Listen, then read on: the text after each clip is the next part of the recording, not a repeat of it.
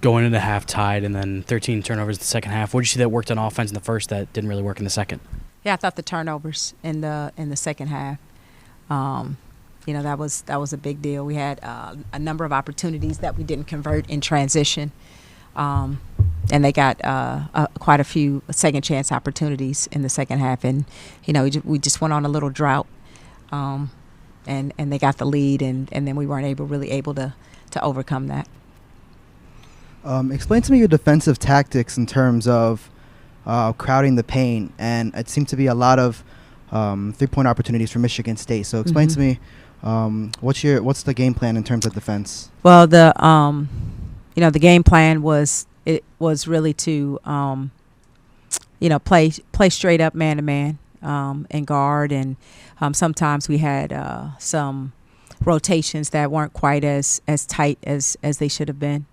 And they some of their 3-point shooters got loose, especially on the second shot, second chance opportunities. They got offensive rebounds and kickouts, and we got caught scrambling a little bit and weren't able to recover the shooters.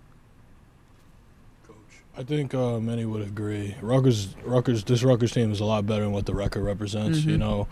With that said, another close loss here. After a hard-fought game, what's not connecting, or what's happening where the girls are having a hard time closing games? Yeah, I think sometimes it's not been one thing.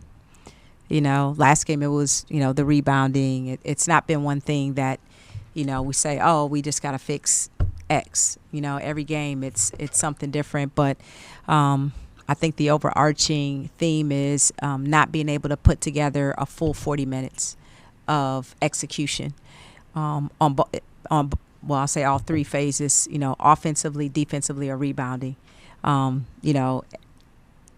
Every game it seems like we have a period of the game where we have a little bit of a drought where either we're not getting the rebounding, or we're not getting the stops that we need, or we're not scoring, or we're turning the ball over. So it's not really one thing, but it's just our inability right now to really execute for 40 minutes. And so we just gotta keep plugging away and trying to find a way to make that happen.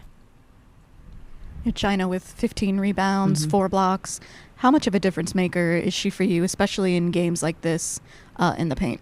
Yeah, I think when we're playing teams where, her size and height can be impactful when she gets in there and she gives us second chance opportunities and gets on the boards, it's really important and it's really impactful for us.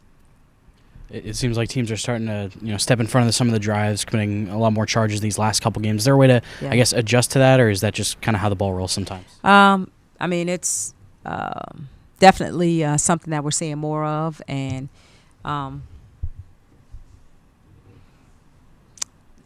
definitely can adjust to it, and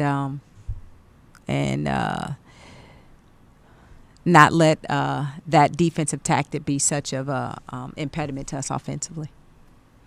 Do you feel like this was one of the better first halves that they've had overall as a team this Absolutely. Season? I thought the first quarter was definitely, kind of how we want to play, and even the second quarter, definitely how we want to play. And then again, the third quarter, things kind of got away from us, and then we were able to bounce back. But again, I think we just have to find a way to put a true 40 minutes together. And